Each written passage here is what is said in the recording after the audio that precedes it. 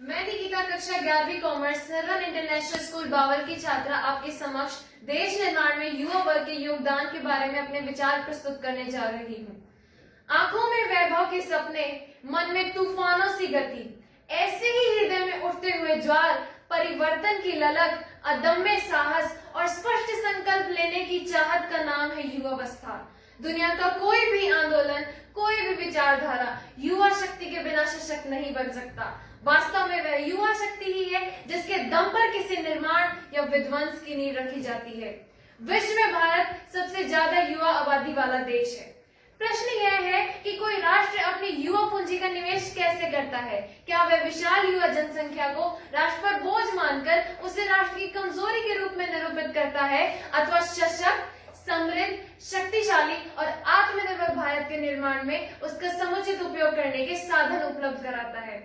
यदि एक और देश की युवा शक्ति देश और विदेश में भारत माता का परचम लहराने में अपनी भूमिका अदा कर रही है, तो दूसरी ओर अनेक विघटनकारी और विसंगत गतिविधियों में भी युवाओं की भागीदारी तेजी से बढ़ रही है। सबीर भाटिया, अवनीश बजाज, सुहास गोपीनाथ, निक्की हैली, बॉबी जिंदल जैसे न जाने कितने ही युवा हैं जिन्होंने विश्व पटल पर भारत की दाग जमाई है, परंतु कुछ ऐसे भी युवा हैं जिन्होंने भारत की छवि धूमिल करने का षड्यंत्र रचा है। अतीत में हुए बम ब्लास्ट निश्चित रूप से ऐसे ही युवाओं द्वारा अंजाम दिए गए हैं। वर्तमान में युवा शक्ति का सही उपयोग देखना चाहें तो दिल्ली मेट्रो का उदाहरण ले सकते हैं। दिल्ली मेट्रो की युवा शक्ति ने अदम्य इच्छा शक्ति का परिचय दिया, जिसके दम पर दिल्ली की विषम भौगोलिक परिस्थितियों में भी मेट्रो संचालन संभव हो सका।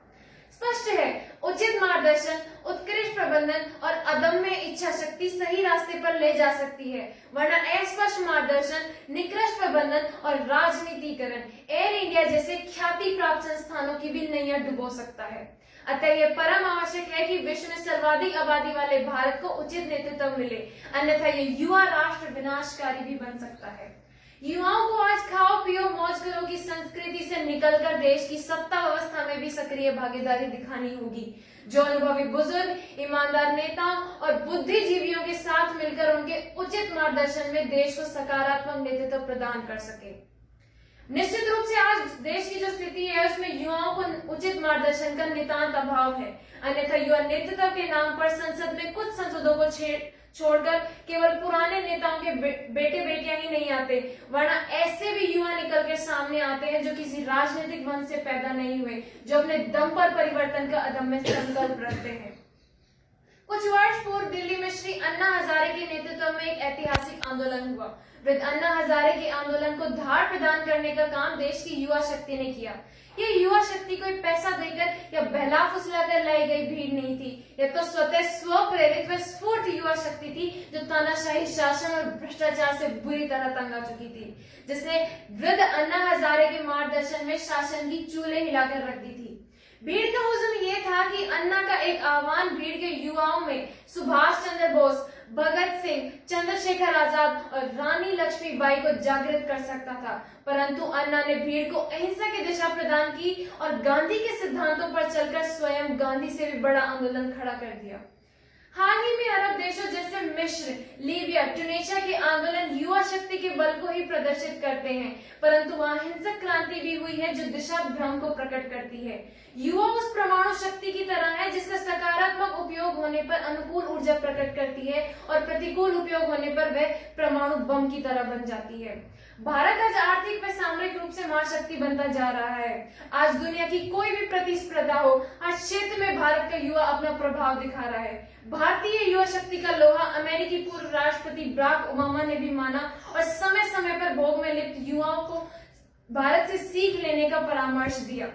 सिक्के का दूसरा पहलू यह भी है कि भारत का युवा आज अपराध, घोटाले, भ्रष्टाचार या अन्य घृणित कार्य में भी लिप्त है। भारतवर्ष में ऐसे वैचारिक उन्मादों के लिए कोई स्थान नहीं होना चाहिए, क्योंकि भारत के मूल में तो सदैव संस्कार, मूल्य और सहिष्णुता का ही स्थान रहा है।